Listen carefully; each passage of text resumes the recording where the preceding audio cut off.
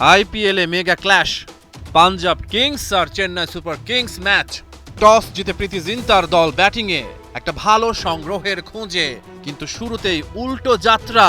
Opener প্রভসিমরান Singh এর রানের খাতা খোলা হলো না। চেন্নাই সুপার কিংসকে আর্লি ব্রেক থ্রু দিলেন মুকেশ চৌধুরী। পরের ওভারে খলিল আহমেদের বাহাদুরি, শ্রেয়াস আইয়ারের গুরুত্বপূর্ণ উইকেট তুলে নিলেন তিনি। তবে একাই পাঞ্জাবের ইনিংসকে টেনে নিয়েছেন প্রিয়াঙ্ক সারিয়া। হাঁকাতে থাকে ন্যাকের পর এক 4 ছক্কা। ওপাশে উইকেট পড়তে থাকে টপাটপ। 19 বলেই প্রিয়াঙ্ক পূরণ করেন হাফ শতক। 83 রানেই 5 উইকেট হারায় পাঞ্জাব। তবে কমেনি প্রিয়াঙ্কের ব্যাটের উত্তাপ। শশাঙ্ক সিং এর সাথে গড়েন সফল জুটি। মাত্র 39 বলে প্রিয়াঙ্কের সেঞ্চুরি।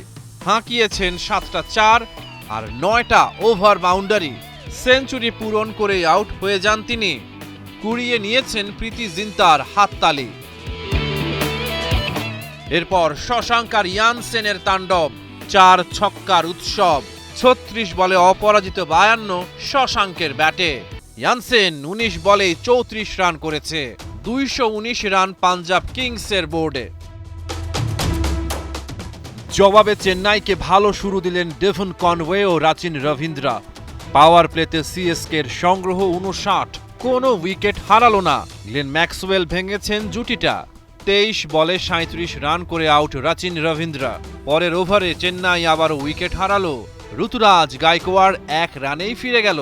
তৃতীয় উইকেটে ডেভন কনওয়ে ও শিভম দুবের 89 রানের জুটি। 37 বলে কনওয়ের 50, 27 বলে 42 রান করে আউট দুবে। ধোনি নামলেন ব্যাটিংয়ে। চেষ্টা চালালেন ধোনি, 3টা বিশাল ছক্কা হাঁকালেন তিনি। শেষ ওভারে ইয়াশ ঠাকুরের প্রথম বলে আউট মাহি। 12 বলে 27 রান তার সংগ্রহ। ধোনি আউট হতেই ম্যাচ থেকে ছিটকে গেল সিএসকে। প্রীতি জিন্তার মুখে হাসি ফুটেছে। পাঞ্জাব কিংস 18 রানের জয় তুলে নিয়েছে। রহমান পেয়ার 71।